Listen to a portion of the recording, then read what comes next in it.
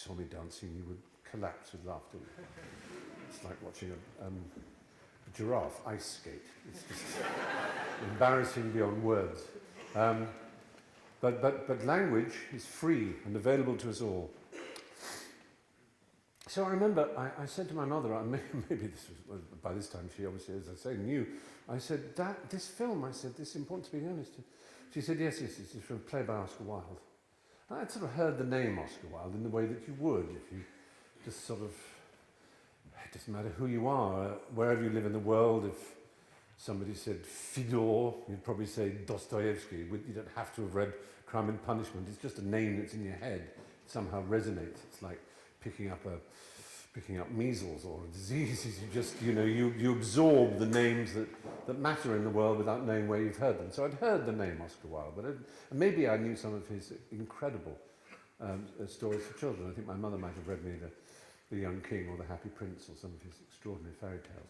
But anyway, I lived right in the middle of the country, miles from the nearest town, or as the great English wit Sidney Smith once said when he was moved to a village in Yorkshire. He was a vicar, and he wrote some of the letter. This was in about 1760. He wrote this letter to a friend of his.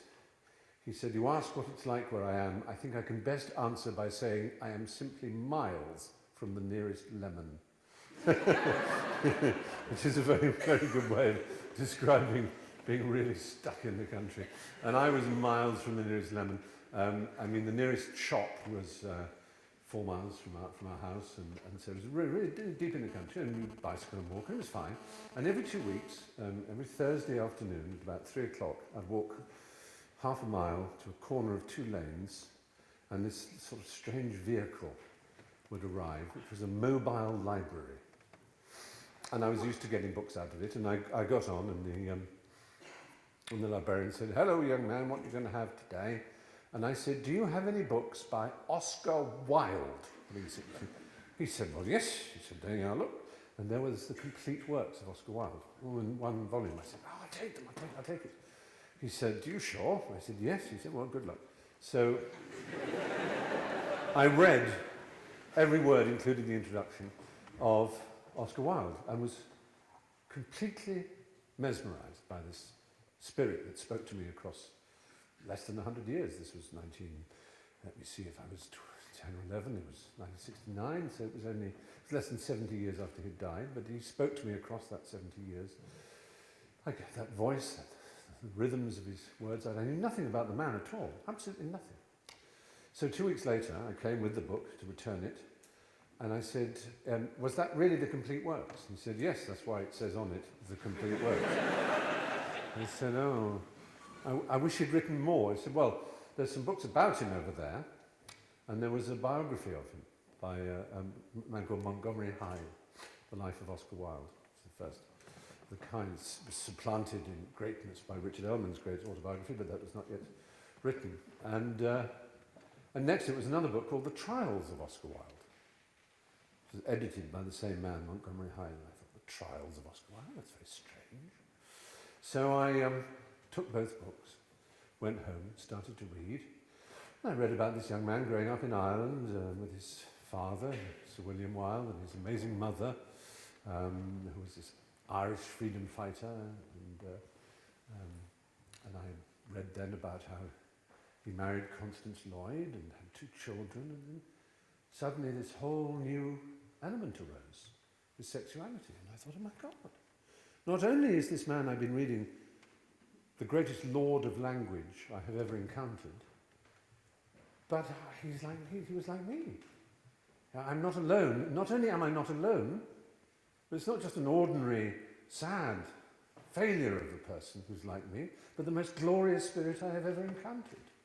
So I read the book with my mouth open, and then, of course, with tears dripping on the pages, I read about the awfulness of what happened to him, the terrible, terrible nature of his arrest and punishment and exile and death in Paris. It was a terrible story. It was like for someone not religious, it was messianic.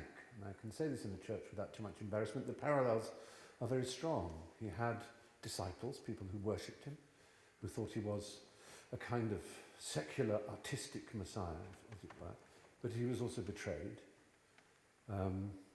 And he also, funnily enough, everyone knows he was witty.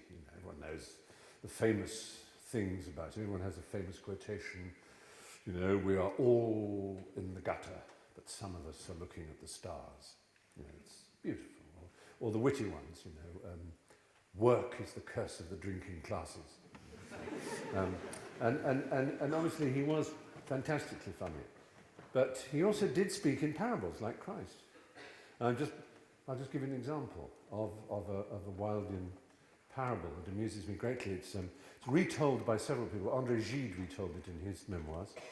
He was at a dinner table, and somebody said something very bitchy. Now, people think about Wilde that he was like a peacock, that he was grand, but every description of him, by everyone who met him, was that he was very grave and immensely kind, incredibly generous, and his voice was very melodious, but not in the least bit screechy or camp. He was not pleased with himself. When he spoke to people, he looked them in the eye. It was the British Prime Minister Benjamin Disraeli who once said, there are two types of intelligent people. The ones who, when you get up after a dinner party, speaking to them, make you feel this high because they're so brilliant, or the ones who make you feel this high because they are so brilliant. And Oscar fell into the second category. As Shakespeare said about Falstaff, not just a wit, but a cause of wit in others. He made people smarter. As he described it himself, without vanity, he made people see the colour of things. He saw how things really were. A small example, which is literally use of colour, is that he always used to say, when he sat down, he would say, waiter, bring me a glass of yellow wine. He couldn't bear it when people called it white wine because it isn't white. It seems a small point, but it isn't. That's white. This doily is white. Wine is yellow. And there's nothing particularly witty about saying yellow wine, but the point is he carried this through to everything, his observations of everything. Anyway, someone was being bitchy at the table, and Wilde enjoyed conversation, and he thought it should be kind, and it should be amusing, and it should take things further. I'll tell a story within a story, which is terrible, but it's my definition. Whenever I'm asked if there is a definition of an educated person, I quote Oscar in his letter to Lord Alfred Douglas. He said to him, the fact that you didn't get a good degree at Oxford is not important. The fact that you didn't even get a bad degree at Oxford is not important. Many fine minds have been to university and not got a good degree or any degree. But what is inexcusable, it seems to me, he said, is that you didn't in your 3 years at Oxford acquire what used to be called an Oxford manner, which phrase I take to mean, he said, the ability to play gracefully with ideas. Which I think is a fantastic phrase, don't you? The ability to play gracefully with ideas. And that for Oscar was what should happen around the dinner table. Anyway, someone was being very bitchy. And Oscar suddenly said, out of nowhere, according to Gide and the various others who were at this table, he suddenly said, the devil was walking one day in the Libyan desert. Everyone turned. Right? He said, and he saw a monk being tormented by some demons. And he approached, and the demons fell to their knees and said, Master. And he said, the devil said, tell me, what happens here? And the demon said, oh, Master, for 39 days and 39 nights we have tried to turn this man of God against his church, against his Christ, against his religion, but he is steadfast and faithful, and there is nothing we can do. We have offered him powers and principalities. We have offered him riches and wisdom. We have offered him the delights of the flesh, but he will not be tempted. So faithful and steadfast is he. And the devil said, out of my way. And he whispered in the monk's ear, and instantly the monk snatched off the cross around his neck, snapped it in two, and rent his holy garments asunder, and filled the air with hideous curses against God and the church. And the demons bowed down, and they said, truly, you are the master. What did you say? in so short a time, and in 39 days and 39 nights, nothing we could say could turn him away. And the devil said, well, it was very simple. I just told him his brother had been made Bishop of Alexandria.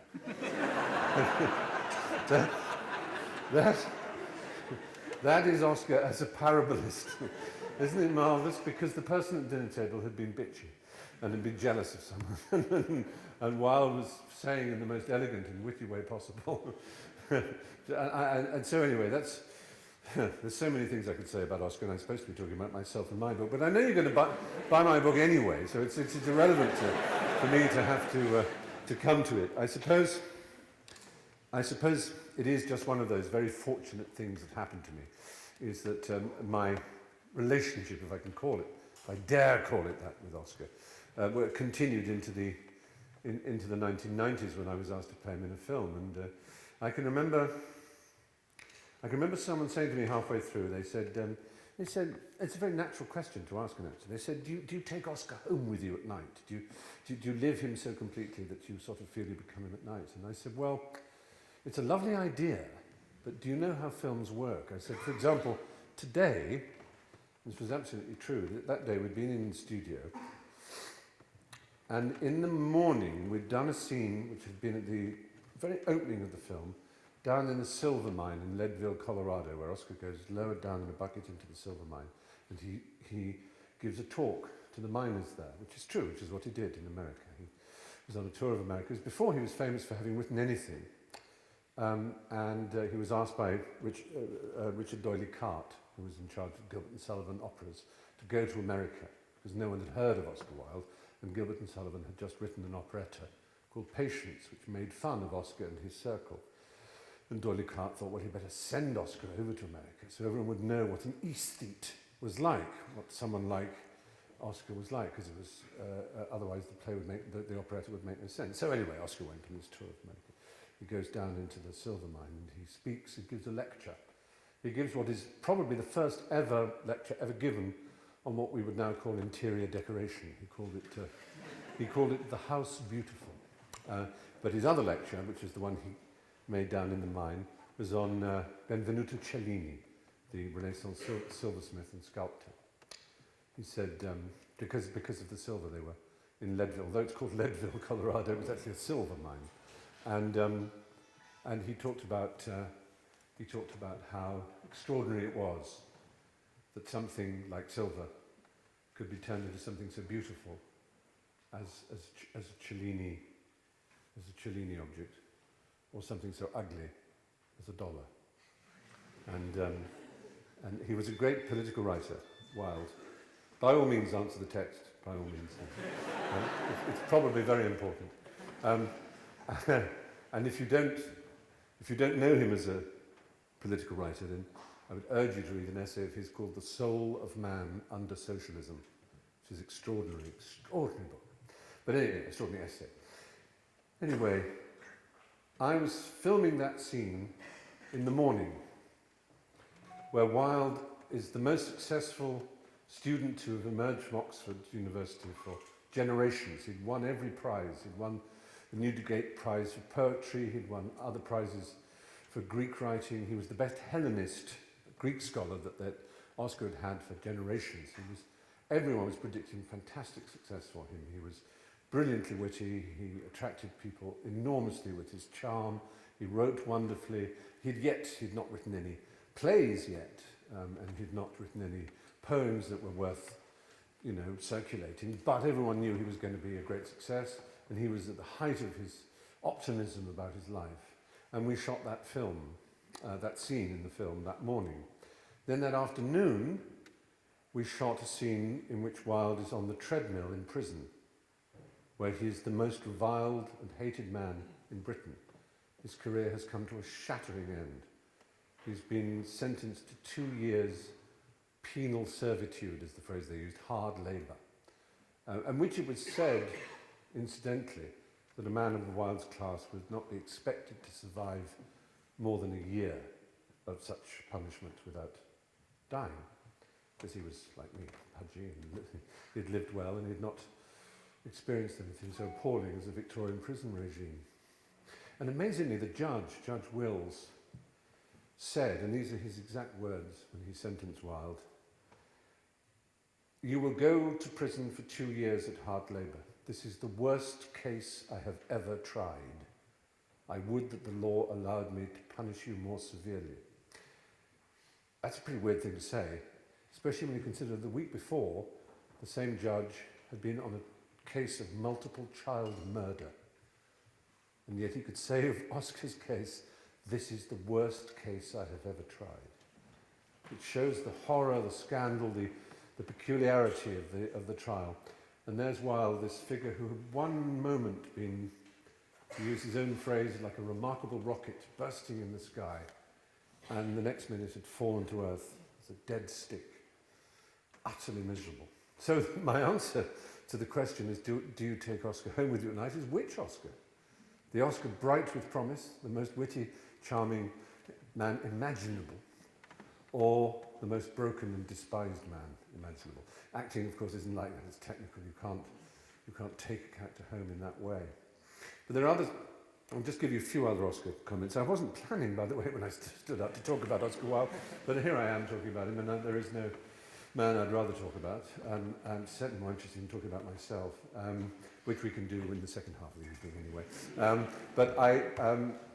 Another example of when he was at Oxford, he was educated at Trinity College, Dublin, which is the university where, in Dublin, obviously, where the Protestant, what was known as the Protestant ascendancy, those British and Protestant people who lived in Dublin before its independence from Britain, where they went to be educated. And he was sent to Oxford as the greatest scholar they had ever produced, and everything was promised for him. And he arrived, and when he was doing his exams, they had exams called vivas. I don't know if you know what a viva means. It's short for the Latin viva voce, which is a very church Latin way of pronouncing viva voce, i.e. live voice. Instead of sitting down and writing an exam, another feature of it was you would sit in a chair and there would be a row of examiners who would put questions to you. And they still do this at Oxford and Cambridge, and it's called a viva. So that you have to be able to respond and argue vocally, live, not just write down things you've remembered.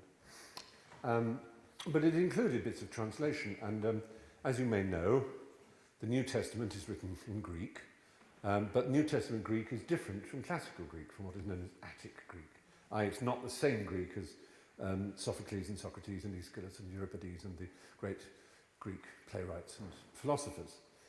And in order to show that he was a master of Greek, Wilde had to show that he was good at New Testament Greek. So for his viva, they handed him a New Testament, opened more or less at random. It happened to be at the Passion and Crucifixion of Christ. And they asked him to translate at sight from the Greek. And so he did, perfectly. They said, "Thank you, Mr. Wilde, it's very good." And he carried on. He said, "You can stop now." And he carried on. They said, Mr. Wilde, please stop. You've passed this New Testament. You can stop." He said, "No, please let me go on. I'm dying to see how it all turns out."